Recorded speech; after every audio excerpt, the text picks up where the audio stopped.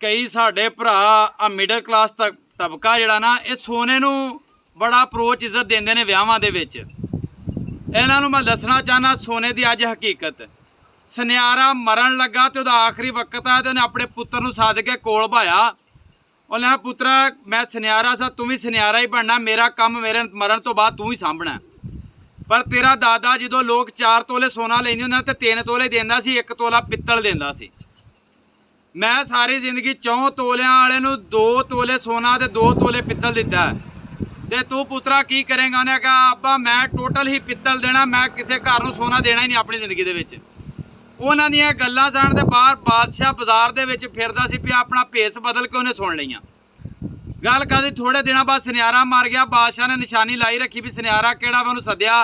सद के उन्होंने आंदा भी मेरे बादशाही महल दे विच एक सोने का हाथी बना के रखना है तो इत्थे ही तू काम करना, इत्थे ही तेनों सोना दिया करांदे ते तू हाथी बना दे सानूं। वो सुनियारे का पुत्र सुनियारा सी उन्हें इंज ही कीता। उत्थे एक दिन एक लत्त बनाई, दूजे दिन दूजी बनाई। इस तरह गल कादी भी थोड़े दिनों के विच उन्हें मुकम्मल सोने का हाथी तैयार कर दिता। जो हाथी तैयार हो गया ना सोने का, ते आंदा बादशाह सलामत इस हाथी नूं मैं कढ़ के समुंदर दे विच नवाणा चाहना, धोना चाहना वा, ये चमक जाएगा सोहना लगेगा। बादशाह ने कहा ठीक है। बादशाह ने उन्होंने भी दे दिता ते नाल अपनी फौज तोड़ दी भी तुसीं ध्यान करना है। वो गया सुनियारा समुंदर दे विच हाथी नूं नवाउण वास्ते, उन्होंने नवाया, धोता, मलिया चंगी तरह, मल के ते वापस बादशाही महल दे विच लैंदा। जो लैके आया ना तो बादशाह ने आख्या हाँ भी हुण इत्थे बह जा।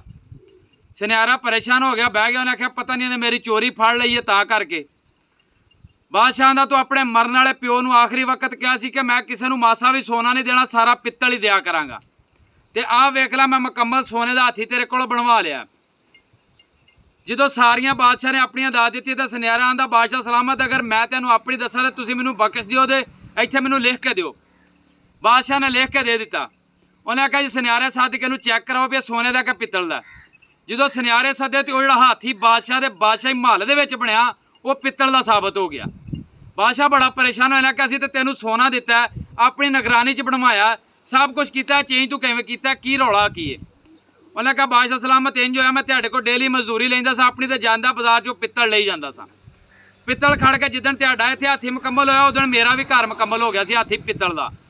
मैं वो खड़ के समुंदर दे विच रख आया सा ते तुहाडा नवाउण वास्ते खड़िया, तुहाडा मैं उत्थे रख आया ते पित्तल का लिआण के तुहानूं मैं दे दिता।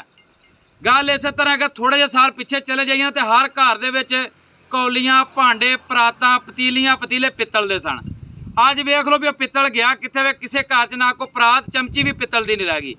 गल यही है भी इत्थे एक बंदे ने धी वास्ते सोना बनवाया, बनवा के रख दिता। जो धी जवान होई ना तो पाण लगे तो आंदे पे डिजाइन चेंज करवा लिए पुराने वक्त का।